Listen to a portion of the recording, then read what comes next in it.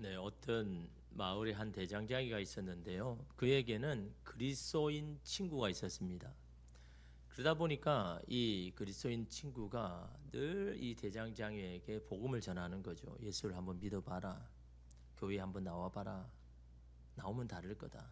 계속해서 권면하는데 이 대장장이는 끄떡도 하지 않는 겁니다. 자기가 바쁘니까 야, 나 밥 벌어야 돼. 나 돈 벌어야 돼. 나 일해야 돼.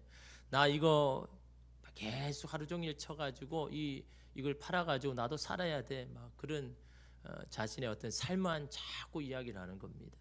근데 어느 날 이 대장장이가 교회를 나가기를 이렇게 결정하고 복음을 받아들이고 예수를 믿기로 시작하면서부터 이 교회를 안 빠지는 겁니다. 신앙생활, 경건의 생활도 너무너무 열심히 하는 겁니다. 처음에 그렇게 하기가 참 어렵잖아요. 근데 이 사람은 한번 딱 마음을 먹으면 그렇게 해야 되는 이 성격이 있어서 처음 시작하자마자 신앙생활 너무너무 열심히 하는 겁니다.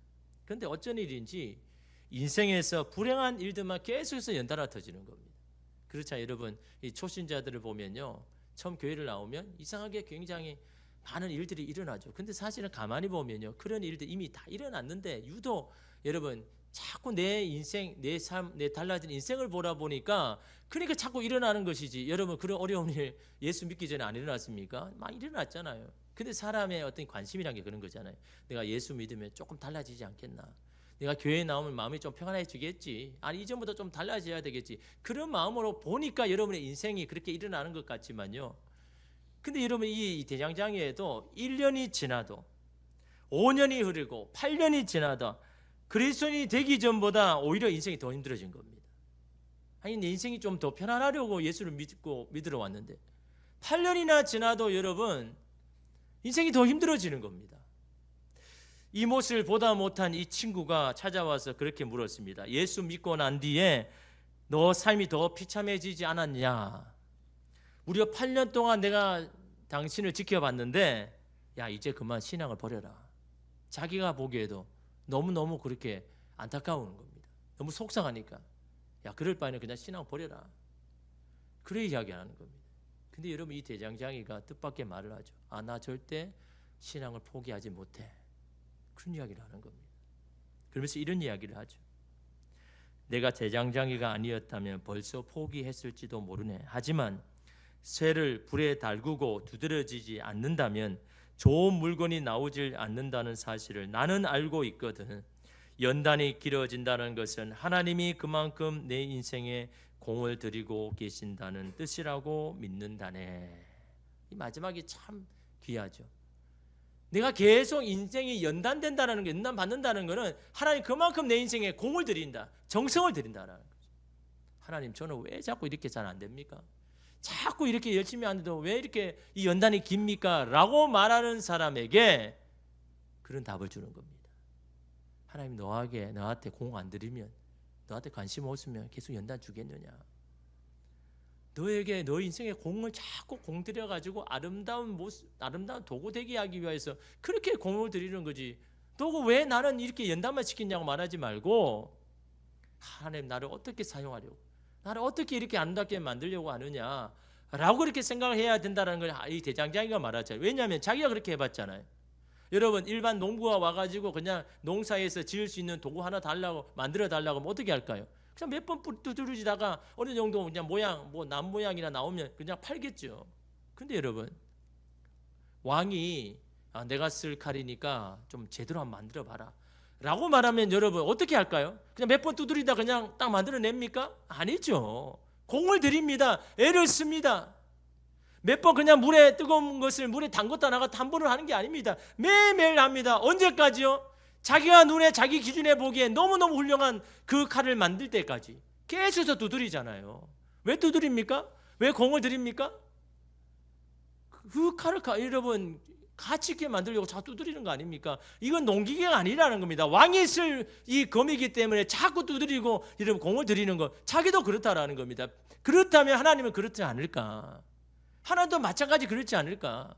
그냥 별 볼 일 없는 인생이라고 그냥 몇 번 두드리다 끝나겠지만 정말 하나님께서 귀하게 여긴다 그러면, 사용하기로 한다면 나를 그렇게 공들여서 내 인생을 그렇게 만들어 가지 않을까? 그러니 내 연단이 길어진다고 낙심할 필요가 없다라는 겁니다. 하나님께서 나의 인생에 공을 들이고 있구나, 그렇게 생각을 하라라고 말합니다. 그는 알고 있는 거죠. 새가 어떤 도구가 되는 것이 중요한 게 아니라 누구 손에 있는 게 중요하다라는 것을. 왜냐하면 대장장이의 목적이 뭡니까? 자기 손에서 아름답게 만들기를 원함이잖아요. 대충 만드는 것, 여러분 그런 대장장이 있겠습니까? 직업이 여러분 직업 의식이 여러분 투철한 사람이 그냥 대충 만듭니까? 아니죠. 내게 주어진 걸 나는 최선을 다해서 내 이름을 걸고 하겠다라는, 그것이 여러분 직업 의식을 가진 사람의 여러분 생각 아닙니까? 대장장이가 그렇다면 하나님도 마찬가지일 것이다. 하나님의 목적은 오늘 우리의 모습이 어떠하든지 간에 하나님께서 아름답게 만드시는 것이 하나님의 목적이라는 것을 나는 안다라는 것이 여러분 이 대장장이의 여러분 고백 아닙니까? 왜 그렇습니까? 그는 자신의 삶에서 희망을 보지 않고 예수를 믿은 후에는요, 예수 안에서 자기의 희망을 보려고 하기 때문인 겁니다. 여러분 우리의 희망도 나 자신에서 찾으려고 하면 낙심되죠. 낭패를 겪습니다. 그렇지 않습니까? 여러분 삶에서 여러분 희망을 보려고 하면요, 우리 인생이 그런 겁니다. 우리는 주님 안에서 희망을 여러분 보아야 한다는 겁니다. 왜냐하면 주님은 우리를 너무도 잘 아시기 때문에 우리는 주님 안에서 희망을 여러분 보아야 된다라는 거죠. 시편 37편 23절과 24절 말씀 이렇게 말합니다. 여호와께서 사람의 길을 정하시고 그의 길을 기뻐하시나니 그는 넘어지나 아주 엎드려지지 아니함은 여호와께서 그의 손으로 붙드심이로다 라고 이야기를 하죠. 하나님께서 우리의 길을, 인생의 길을 정하셨다. 내가 정하는 게 아니라 하나님께서 우리의 인생의 길을 정하였다라는 거죠. 그것을 하나님은 기뻐하셨다라고 이야기합니다. 여기서 기뻐하다는 뜻은 선하다, 합당하다라는 겁니다. 하나님께서 우리의 인생에 계획하신 그것만이 선하고 합당하다라고 이런 말씀하고 있는 겁니다. 그런데 왜 우리의 인생이 미끄러집니까? 그런 인생에 왜 여러분 잘 되어야만 되잖아요. 하나님께서 여러분 이끄시는 인생인데, 정하신 인생인데 여러분. 근데 오늘 성경은 뭐라고 합니까? 엎드려지지만, 엎드려질 수도 있지만이라고 이야기합니다. 그럼 무슨 말입니까? 하나님 우리를 그렇게 아름답게 이끌기 원하지만 왜 우리가 넘어집니까? 오늘 우리의 자아의 욕심, 욕망, 우리의 고집, 이것이 계속 우리를 넘어지게 하는 거죠. 근데 여러분 은혜가 뭡니까? 그런 우리를 완전히 넘어지지 않게 하고 하나님께서 붙들어서 다시 세워주신다라는 거죠. 그 베푸시는 손이 있는 것이 여러분 그 사람의 은혜고 축복인 거지, 넘어지지 않는 것이 축복이 아닌 겁니다. 오히려 인생은요, 넘어져야 되는 겁니다. 자주 한번 넘어져 봐야 되는 거죠. 그래야 다시 일어설 수가 있죠. 한 번도 안 넘어진 사람은요, 나중에 일어서기가 힘든 겁니다. 경험을 안 해봤으니까. 자꾸 넘어져야 돼요. 자꾸 실패해 봐야 되는 겁니다. 그때 여러분 붙드시는 하나님의 손을 발견하면요, 그 사람의 인생이 여러분 달라지는 겁니다. 오늘 우리에게 필요한 것은 붙드시는 손이 필요한 겁니다. 넘어져도 완전히 넘어지지 아니하고 나를 붙들어 세워주시는 하나님의 은혜를 여러분 발견한다면 여러분의 넘어짐의 사건은요, 축복인 겁니다.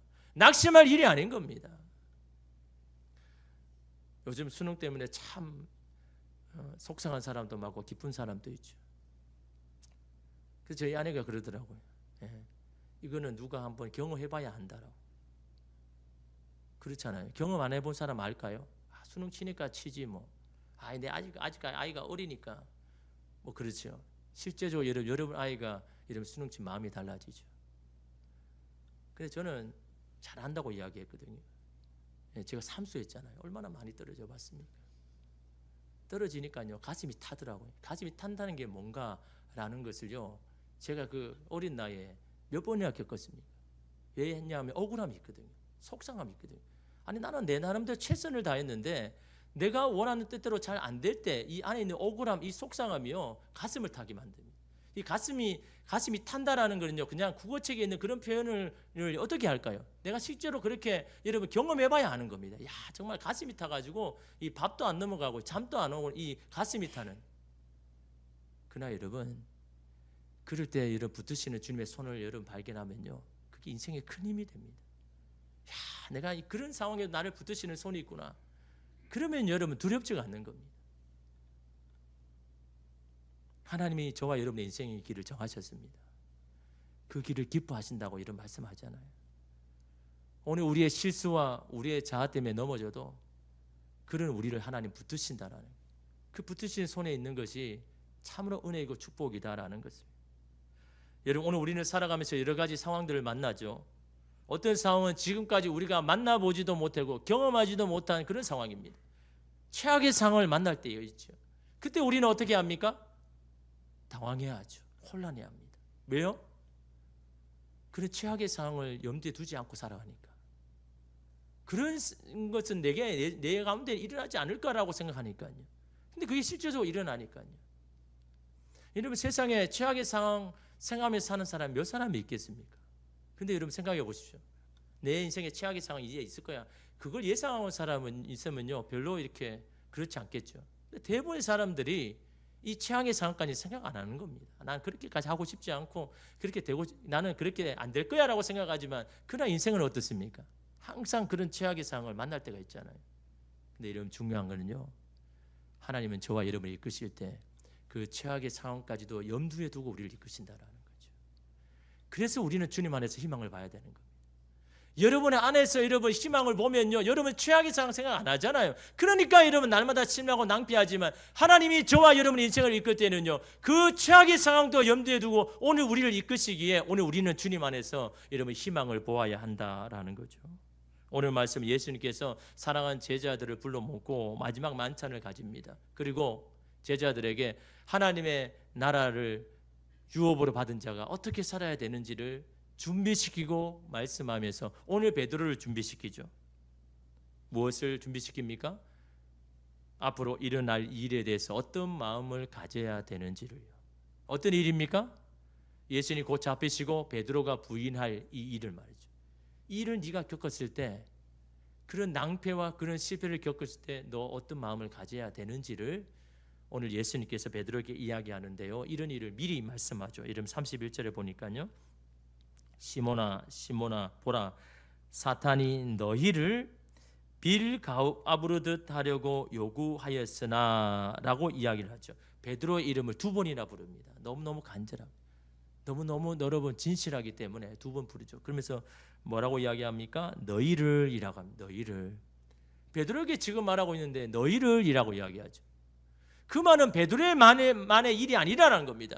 너희 제자 모두에게 해당하는 일이고 이 말씀을 듣는 저와 여러분에게도 동일한 해당하는 말이라고 하기에 너희를 이라고 하는 이런 표현을 하죠. 뭘 이야기합니까? 사단이 어떤 일을 꾸미고 있는지를 말하고 있는 겁니다.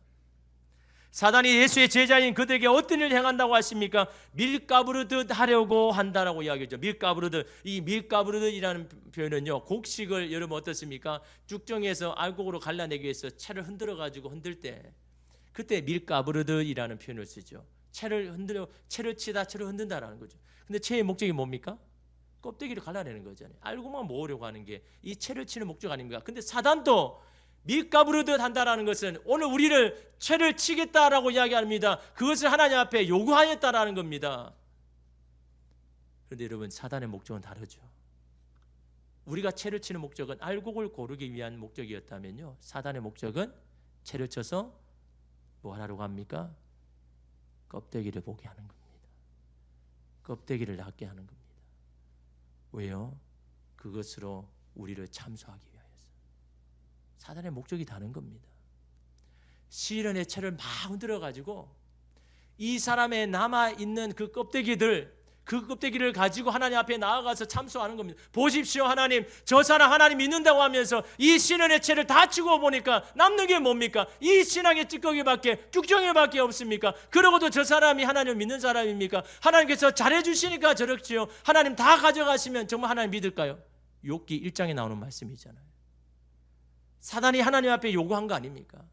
하나님께서 많은 것을 저렇게 주셨으니까 하나님을 잘 믿는 거지. 제가 한번 시련의 채 한번 쳐볼까요? 시련을 줘볼까요? 과연 무엇이 남아있는지 하나님 보십시오 라고 하는 게 욥기 1장에 사단이 여러분 이 욥에 대해 시험하려고 하는 사단의 여러분 의도 아닙니까? 오늘 말씀도 마찬가지입니다. 예수님, 제가 시련의 채로 저 베드로를 한번 쳐볼까요? 제자들 한번 쳐볼까요? 과연 뭐가 남겠습니까? 사단의 이런 목적이 여러분 이러함을 여러분 예수님께서 말씀하고 있는 겁니다. 너는 그때 예수님을 부인했잖아. 너는 그때 예수님을 버리고 도망갔잖아. 그런 내가 예수님의 제자라고, 그러고도 너가 하나님을 믿는다라고 말함으로 여러분 베드로에게 죄책감과 자기 연민에서 깨어 빠져나오지 못하게 하는 것이 사단의 목적 아닙니까? 여러분 우리 주변에도 그런 분들이 많죠. 열심히 신앙생활 하다가 잠시 신앙에서 미끄러지고 신앙 열정이 식어가지고 그런 사람들이 있습니다. 여러분 신앙이 깨서서 우상향 하면 얼마나 좋습니까? 신앙이 여러분 그런 건 아니죠. 한번 고비를 만나면 다시 떨어지고, 그러다 다시 또 막 신앙을 살려고 용서서 올라가면 다시 또 올라가고 다시 또 내려가고, 그 많은 고비 가운데 여러분 우리가 신앙생활을 하는 거죠. 근데 그럴 때마다 여러분 다시 힘을 내셔야죠. 다시 옛날에 뜨거운 열정을 가져야죠 하면요, 대부분 뭐라고 이야기하는지 아십니까? 목사님 제가 그런 자격이 있을까요? 저 너무 부족하고 연약한데 뭐 되겠습니까? 여러분 하나님이 자격이 있어서 우리를 부른 게 아닙니다. 우리가 그렇게 할 만한 능력이 있어서 저를 선택하시고 여러분들 부르시고 사용하시는 게 아닙니다. 여러분 하나님의 기준에 들려면 그 합당한 사람이 누가 있을까요? 몇 명이나 있을까요? 정말 기준이 되어서 하나님의 앞에 사용될 사람은요 아무도 없습니다. 그런 기준 안 돼도 하나님 우리를 여전히 붙들고 있는 겁니다.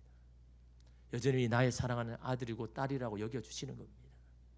여러분 그것이 하나님의 여러분의 은혜이지요. 사단이 아무리 우리를 참소해도 우리는 뭘 해야 됩니까? 주님의 사랑을 앞세워야 되는 겁니다. 여러분의 자신을 자꾸 앞세우지 말고, 여러분의 부족한 거 앞세우지 말고 하나님의 사랑을 자꾸 앞세워야 되는 겁니다. 나는 부족하지만 그런 나도 하나님이 사용하기를 원하신다. 자꾸 주님을 앞세워야 되는 겁니다. 여러분 앞세우면요 그 죄책감 연민에서 못 빠져나옵니다. 그러나 주님을 앞세우십시오. 주의 사랑을 자꾸 앞세우십시오. 여러분 이것을 사단이 요구했다라고 이야기하죠. 의도적이라는 거죠. 많은 신앙의 사람을 넘어뜨리게 하기 위하여서 사단은 오늘도 지금도 저와 여러분들을 실현해처로 자꾸 쳐서 여러분 우리 안에 있는 찌꺼기를 자꾸 보게 하는 겁니다. 계속적인 반복적인 죄에 빠지고 있다면 여러분 오늘 우리는요 그것이 나의 연약함이라는 걸 알아야 되는 겁니다. 사단도 그 연약함을 너무나 잘 알고 있고 그걸 나를 자꾸 나를 붙들거나 나를 건들거나라는 것을 여러분 알아야죠. 근데 그런 자들에게 예수님은 무엇을 하시겠다고 이야기합니까? 여러분 32절 말씀 우리 함께 읽겠습니다. 그러나 내가 너를 위하여 내 믿음이 떨어지지 않기를.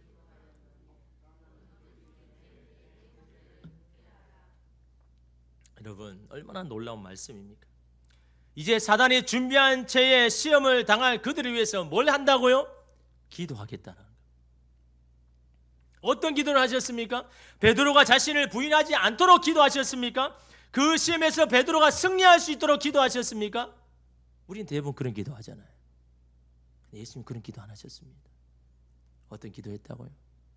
베드로가 실패해도 부인해도 믿음이 잃지 않기를 나는 기도할 거다. 믿음이 잃지 않기를 내가 기도할 거다. 왜 그랬습니까?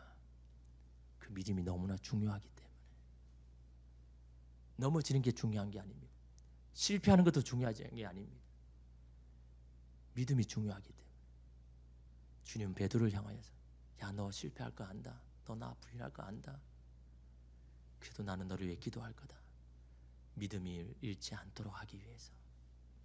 믿음을 붙들려고 내가 너를 위해서 기도하겠다. 베드로에게 이러면 그 기도를 하고 있지 않습니까? 왜냐하면 베드로는 예수님 베드로의 연약함을 알기 때문에, 그 연약함 때문에 넘어질 것을 알기 때문에. 그럼에도 그를 위해서 기도하신 이유는요, 베드로가 넘어진 그것이 마지막이 되지 않을 것을 알기 때문에, 사단의 시험과 그 결과가 마지막이 아닐 것을 아셨기 때문에, 지금의 끝이 아님을 아셨기 때문에, 어떤 상황에도 믿음 잃지 아니하면 은혜가 그의 마지막이 될 것을 예수님은 아시기 때문에, 그래서 그 믿음을 잃지 않기를 바라는 겁니다. 지금은 이렇게 실패하고 넘어져도 믿음 잃지 아니하면 그 마지막에 베드로가 주님 앞에서 그 은혜 가운데로 이르면 죽지 않습니까? 은혜가 그의 마지막이 되게 하기 위하여서 믿음에 잃지 않기를 예수님은 기도하고 있는 모습을 오늘 우리에게 보여줍니다.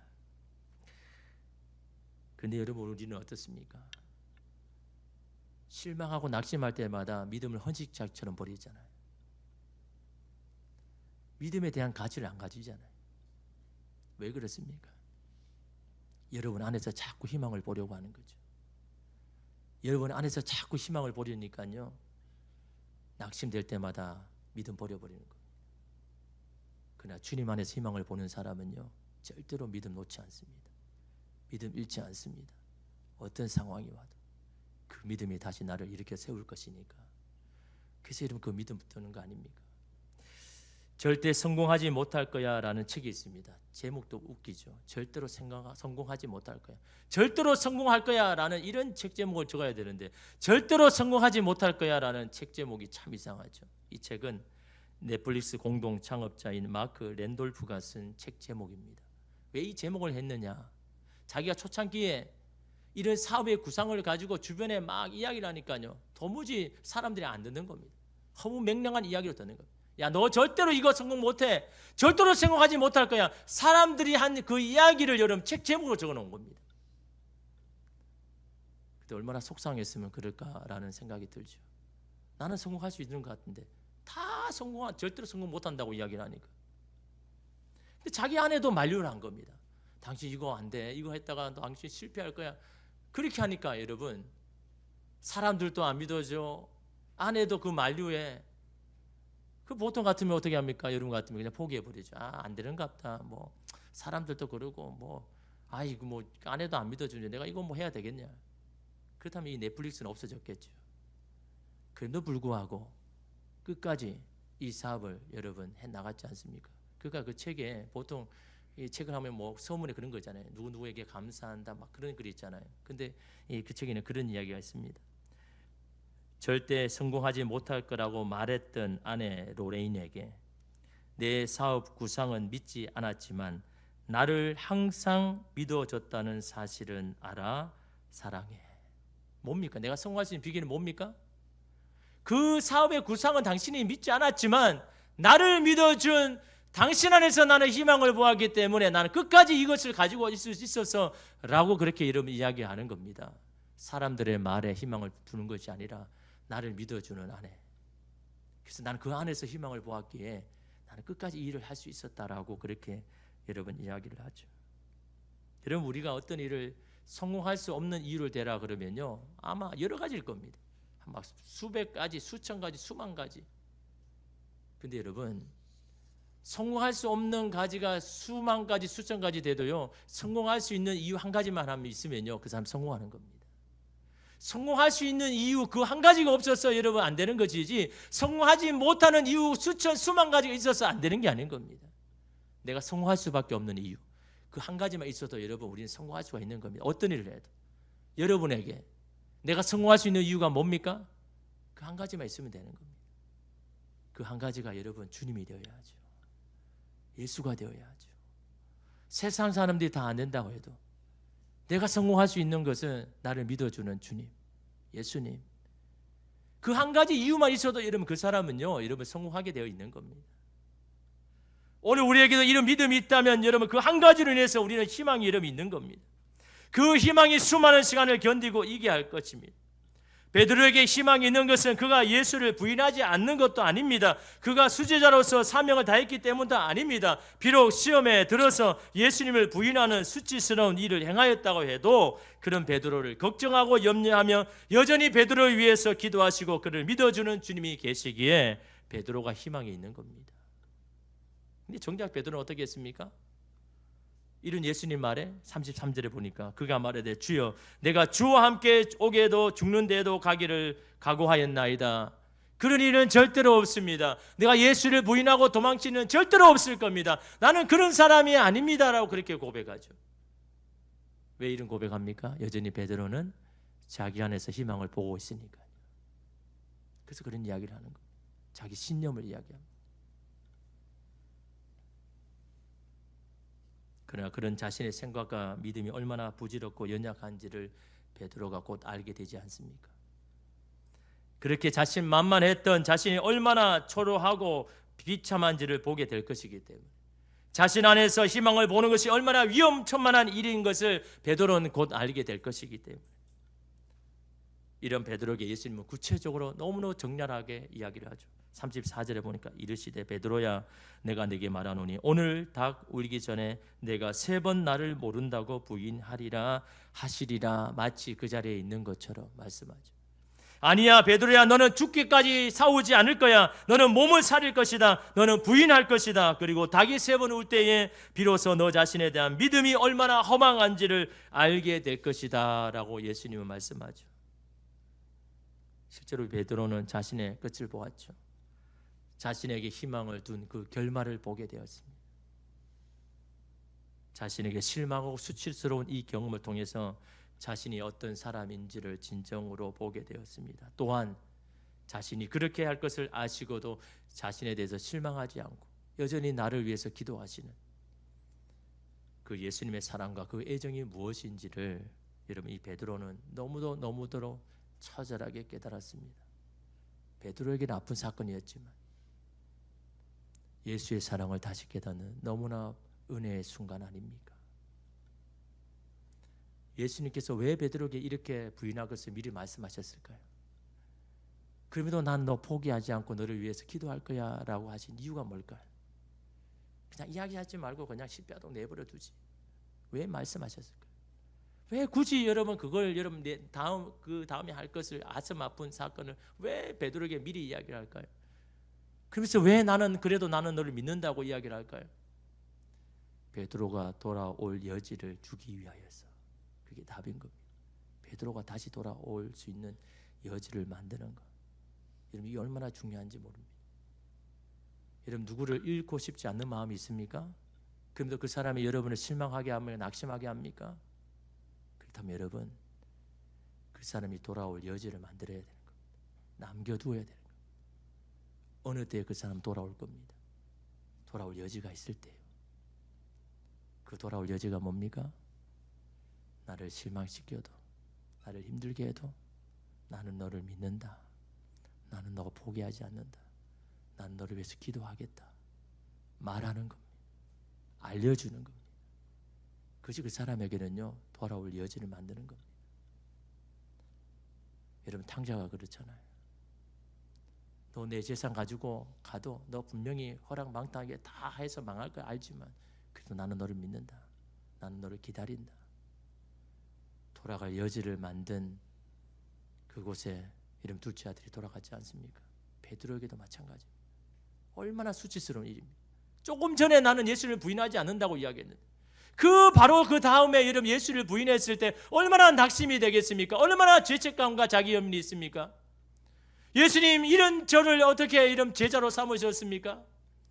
이 눈이나 여러분 부끄러워서 얼굴을 어떻게 여러분 듭니까? 그것도 예수님과 눈까지 맞추셨는데 여러분 예수님께서 이 말씀 안 하셨다면 그는요 절대로 예수님 앞에 안 왔을 겁니다. 그러나 미리 말씀하셨잖아요. 너 실패할 거 안다. 너 나 실망시킬 거 안다. 그래도 난 너를 위해서 기도할 거다. 왜요? 예수님은요 베드로가 부인할 것도 실패할 것도 알지만 다시 돌이킬 것도 하셨기 때문에. 그래서 여러분 우리가 주님 안에서 희망을 봐야 되는 겁니다. 그래서 주님이 우리의 인생의 길을 정하시는 겁니다. 우리는 바로 앞에만 못 보지 못하지만 하나님은요 우리의 전 인생을 다 보시는 겁니다. 나를 따라오를 것도, 그물을 버리고 나를 따라오를 것도, 그리고 나를 부인하고 실패할 것도, 그리고 다시 돌아올 것도 이미 다 아시기 때문에. 그래서 여러분 베드로에게 이런 말씀 안 합니까? 근데 여러분 왜 예수님은 이런 여러분 모자란 베드로를 좀 버리면 될 건데 왜 끝까지 붙들고 있을까요? 그게 여러분 이상하잖아요. 아니 이렇게 예수님을 3번이나 부인한 수제자라면 더 이상 여러분 사용할 필요가 있습니까? 그냥 버려버리고 새 사람 구하죠. 왜 베드로 끝까지 붙들고 있을까요? 여러분 오늘 32절 마지막에 보면 뭐라고 이야기합니까? 너는 돌이킨 후에 내 형제를 굳게 하라. 돌이킨 후에라는 것은 네가 회개하고 돌아올 때 다시 내 앞에 설 때에 뭐 하라고요? 너의 형제를 굳게 하라. 사명이 있기 때문입니다. 사명이 있기 때문에 나는 포기 안 한다는 거예요. 나를 통해서 너가 해야 할 일이 있기 때문에 나는 포기하지 않는다. 그래서 사명자가 죽지 않은 이유가 바로 거기에 있습니다. 내 형제를 굳게 해라. 그런 사명이 있기 때문에. 그래서 여러분 부활하신 예수님께서 다시 베드로를 찾아오잖아요. 요한복음에 보면 찾아오셔서 뭐라고 이야기합니까? 네가 아직도 나를 사랑하느냐 3번이나 묻죠. 그때 베드로가 마지막으로 한 답이 있죠. 요한복음 21장 17절에 베드로가 근심하여, 첫 번째 두 번째 이야기할 때는 제가 당신을 사랑합니다, 당신 아시지 않습니까? 라고 했는데 세 번째 물으니까 근심하여 라고 하죠. 이르되 주님 모든 것을 아시오매 내가 주님을 사랑하는 줄을 주님께서 아시나이다. 주님 모든 것을 아시오매, 여기에 모든 게 들어있습니다. 모든 것을 아시오매. 이 모든 것이란 뭡니까? 예수님의 제자로 여러분 당당하게 자라는 것도 들어가 있지만요, 예수님의 제자로 부인하고 원망하고 실패하고 이 모든 것도 다 들어있는 겁니다. 내 모든 건 아시지 않습니까? 나의 부족한 것도 아시지 않습니까? 나의 실패한 것도 아시지 않습니까? 내가 실패하고 부인할 것을 다 아신 주님께서 부족하지만 제가 지금도 당신을 여전히 사랑하고 있다는 것 또한 아십니다 라는 그런 고백 아닙니까? 그래서 베드로는 깊이 깨달았지 않습니까? 예수님은 내가 주님을 실망시킬 것을 다 아시고도 나에게 실망하지 않고 나를 기대하며 나를 위해서 기도하셨다는 것을, 그러기에 나도 주님을 사랑합니다, 비록 또 실패한다 할지라도 나는 주님을 사랑합니다 라는 그런 고백입니다. 저 이제 절대로 실패 안 할게요, 그래서 내가 주님을 사랑합니다가 아니라, 또 내가 실패할 것도 아시지만, 또 내가 그것 때문에 넘어질 줄 알지만, 그래도 나는 주님을 사랑합니다 라는 이 고백을 예수님 앞에 이름을 드릴 때 예수님 뭐라고 답하십니까? 요한복음 21장 17절 마지막에 예수께서 이르시되 내 양을 먹이라. 오늘 마지막 말씀도 마찬가지죠. 내 형제를 굳게 해라, 내 양을 먹이라. 사명을 말씀하지 않습니다.